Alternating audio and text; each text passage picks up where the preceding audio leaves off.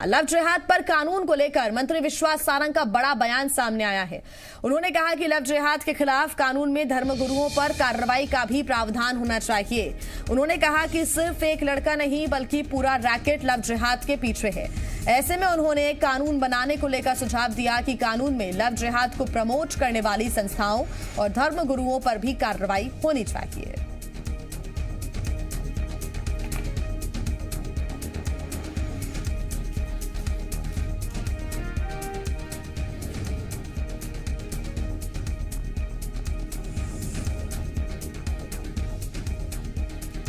विश्वास सारंग मेरे साथ में मौजूद हैं जो लव जिहाद कानून को लेकर बड़ी बात कर रहे हैं। सर, धर्मगुरु भी इसकी लपेटे में आएंगे? नहीं, मेरा ये मानना है कि वो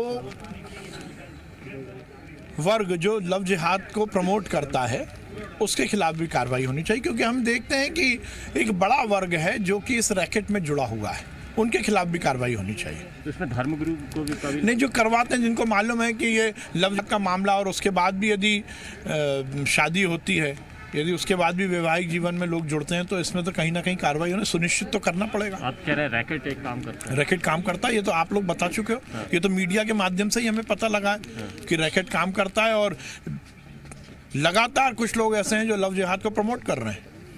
धर्मगुरु नहीं, मेरा ये मानना है कि जो लोग इन्वॉल्व हैं, हाँ, उन सबको इसके दायरे में, कानून के दायरे में आना चाहिए। थैंक यू वेरी मच बात करने के लिए। विश्वास सारंग साहब कह रहे हैं कि एक पूरा रैकेट है जो लव जिहाद को लेकर काम कर रहा है और इसमें अगर धर्मगुरु भी शामिल होते हैं तो उन पर भी कार्रवाई होनी चाहिए। कैमरामैन नंदन विश्वास के साथ संदीप भमरकर, जी मीडिया, भोपाल। तो मंत्री विश्वास सारंग के बयान पर कांग्रेस ने हमला किया है। कांग्रेस का कहना है कि कानून लाने की बजाय बीजेपी सरकार सिर्फ हल्ला कर रही है। कानून में धर्मगुरुओं का जिक्र कर बीजेपी उन्हें बदनाम कर रही है। लोगों में बहुसंख्यक अल्पसंख्यक वर्ग में एक भय का वातावरण निर्मित करने के लिए इस तरह के कार्यक्रम लाने की बात कर रहे हैं। रोज कानून की बात करते हैं, कभी नरोत्तम मिश्रा कुछ बोलते हैं, कभी शिवराज सिंह चौहान कुछ बोलते हैं, कभी उत्तर प्रदेश से तुलना करते हैं, कभी हरियाणा से करते हैं।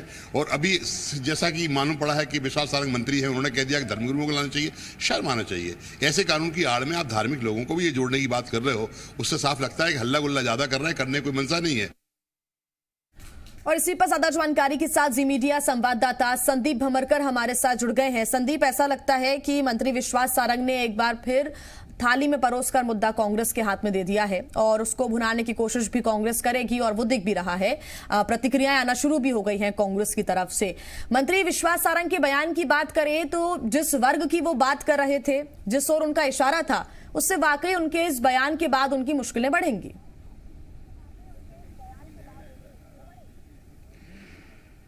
बिल्कुल, और ये सोचने पर मजबूर भी करता है कि आखिर बीजेपी के मन में है क्या। क्योंकि लव जिहाद जिस शब्द को लेकर कानून लाया जा रहा है या जिसके समाज में चर्चा है, इसका कोई भी वर्ग, चाहे वो हिंदू हो, मुस्लिम हो या कोई दूसरे धर्म के लोग हो, कोई भी इसका फेवर नहीं कर सकता है, इसका समर्थन नहीं कर सकता है।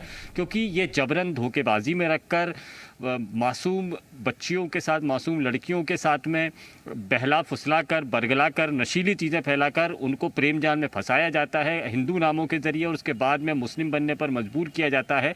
इसीलिए इस कानून को लाने की बात हो रही थी, क्योंकि इसके पीछे इस ब्याह के पीछे मकसद धोखाधड़ी होता है और धर्म परिवर्तन होता है। यानी धर्म परिवर्तन के लिए पहले ये आरोप लगाए जाते थे कि धन का प्रलोभन देकर धर्म परिवर्तन कराया जा रहा है, किसी विशेष धर्म में शामिल कराया जा रहा है। दूसरी तरफ अब शादी करके भी, यानी प्रेम जाल में फंसा कर भी किया जाता है। अब इसके पीछे जो भी होगा वो आरोपी ही कहलाएगा। यदि रैकेट भी है तो भी आरोपी कहलाएगा। लेकिन सरकार के महत्वपूर्ण पद पर बैठा हुआ शख्स यदि ये कहने लगे कि इसमें धर्मगुरु भी शामिल है, इसमें फला शख्स शामिल है, इसमें इस पद पर बैठे हुए शामिल है, तो थोड़ा अजीब लगता है। क्योंकि कैबिनेट मंत्री का पद एक संवैधानिक दर्जे वाला होता है और सरकार की सारी बारीकियों को समझने वाला होता है और इन्वेस्टिगेशंस में जो सामने चीज़ें आती हैं उसको समझने वाला होता है। ऐसा लगता है कि कोई बायस्ड विचारों के साथ में इस कानून को ना लाया जाए। ऐसा लाने की कहीं शंका पैदा होने लग जाती है कि कहीं यह बायस्ड ना हो, किसी वर्ग विशेष को टारगेट करके प्रताड़ित करने का जरिया ये कानून ना बन जाए, क्योंकि उसके पहले ही इस तरह की चर्चाएं शुरू हो गई हैं। देखिए, जो ये काम करेगा उसको ज़्यादा सज़ा मिले यहाँ तक ठीक है, लेकिन इसमें पर्टिकुलर पोस्ट पर बैठा हुआ शख्स या पर्टिकुलर काम करने वाला शख्स आरोपी है, ये पहले से तय नहीं किया जा सकता। हर घटना के, हर वारदात के तौर तरीके अलग हो सकते हैं, मॉडस ऑपरेंडी अलग हो सकती है, और इस मॉडस ऑपरेंडी के पीछे जो जो शामिल होगा वो उसमें आरोपी बनाया जाएगा।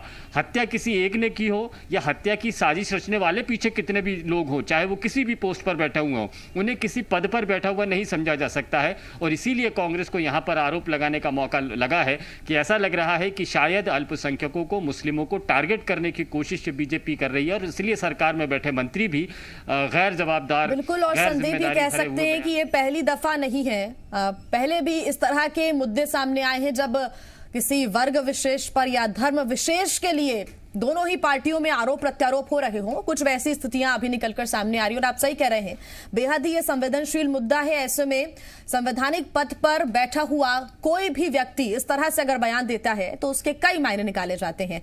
कांग्रेस की प्रतिक्रियाओं की अगर हम बात करें, लव जिहाद कानून पर बहुत ज्यादा स्पष्टीकरण देते हुए या फिर बहुत ज्यादा स्पष्ट रूप से कोई प्रतिक्रिया नहीं आई, लेकिन जब बीजेपी की तरफ से ये बयान सामने आया तो कांग्रेस भी अब हमलावर हो गई है। बिल्कुल, कांग्रेस हमलावर हुई है और कांग्रेस लगातार एक ही बात कर रही है कि लव जिहाद कानून पर हल्ला ज्यादा हो रहा है, इस कानून पर काम नहीं हो रहा है।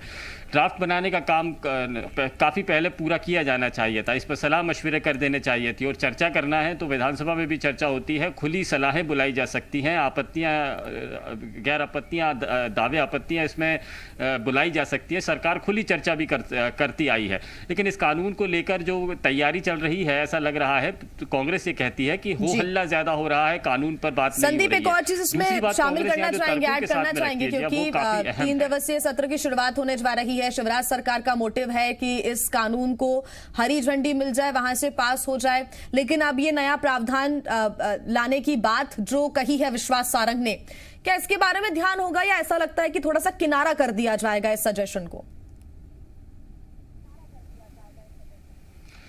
देखिए, ध्यान तो किया जाएगा। जहां तक रैकेट की बात है, रैकेट की संभावना से इनकार नहीं किया जा सकता। रैकेट चलते आए हैं, क्योंकि केवल एक परिवार, एक शख्स इसमें शामिल नहीं होता। इस वारदात को करने के पीछे कुछ और भी लोग होते हैं। जिस तरह के ये सोचा समझा हुआ प्लान है, ये ऐसा लगता है किसी संगठित गिरोह की तरह ये काम किया जा रहा हो। इस पर तो चर्चा हो सकती है, लेकिन धर्मगुरु की बात पर विवाद जरूर हो सकता है। जरूरी नहीं है कि ये इस शब्द को इस्तेमाल कर लिया जाए। विवाद भी होगा, सदन के अंदर भी विवाद होगा। जब इस पूरे कानून को लेकर बातचीत होगी, चर्चा की जाएगी, तब भी ये मसला एक बार फिर उठ सकता है सदन के अंदर और तब भी हंगामा देखने को मिलता है। लेकिन इसके पहले अगर हम बात करें तो और भी प्रतिक्रियाओं का इंतजार किया जा रहा है। बीजेपी के दूसरे नेता इस पर क्या कहते हैं, असहज नजर आते हैं या फिर कुछ स्पष्टीकरण देते हैं, ये भी देखना होगा। फिलहाल धन्यवाद आपका तमाम जानकारी के लिए।